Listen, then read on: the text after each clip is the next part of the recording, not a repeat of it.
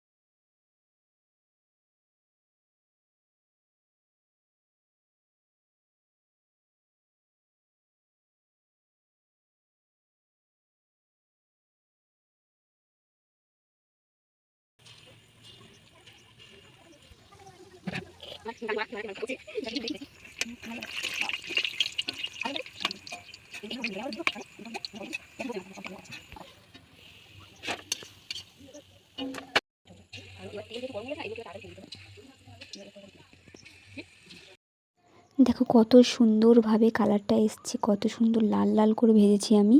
আর একদম তোমরা গ্যাসটা লো ফ্লেমে দিয়ে ভাজবে, তার কারণ তেল যদি গরম হয়ে যায় খুব, তাহলে জিনিসটা ভিতর থেকেও কাঁচা থেকে যাবে। তার জন্য সব থেকে লো ফ্লেমে আমি এটাকে ভেজেছি। সত্যি বলতে খুব সুন্দর হয়েছে, ভিতরটা বেশ নরম হয়েছিল, স্পঞ্জি। তোমরা দেখে এমনি বুঝতে পারছো, দেখো খুব সুন্দর নরম হয়েছে। আর ভাজাটাও সত্যি খুব ভালোভাবে ভেজেছি, কারণ অল্প ফ্লেমে দিয়ে ভাজলে জিনিসটা ভালোভাবেই হয়।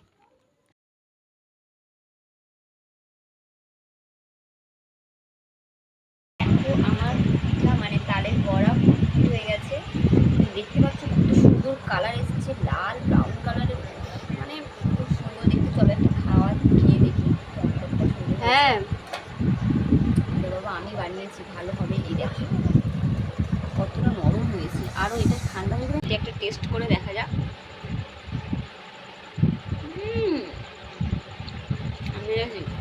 সত্যি খুব সুন্দর হয়েছে। আর তালটা না খুব মিষ্টি ছিল, যার জন্য অনেক তাল মানে তিতো টাইপের হয় না, তার জন্য যত মিষ্টি দাও না কেন তালের বড়ার মধ্যে তিতো তিতো ভাব থাকে। আর এই তালটা এতটাই মিষ্টি ছিল যে বড়টা সত্যি খুব সুন্দর টেস্ট হয়েছে। দারুণ হয়েছে। তোমরা এইভাবে অবশ্যই করে খেও। আর এই বছর তোমরা কারা কারা এখনও তাল বড়া খেয়েছো কিংবা খাওনি অবশ্যই কমেন্ট বক্সে জানিও। আমি তো প্রথম খেলাম, দারুণ হয়েছে। ওর এই মাছটা গোটা খেয়ে যাবো। চলো বোনকে জিজ্ঞেস করি কেমন হয়েছে।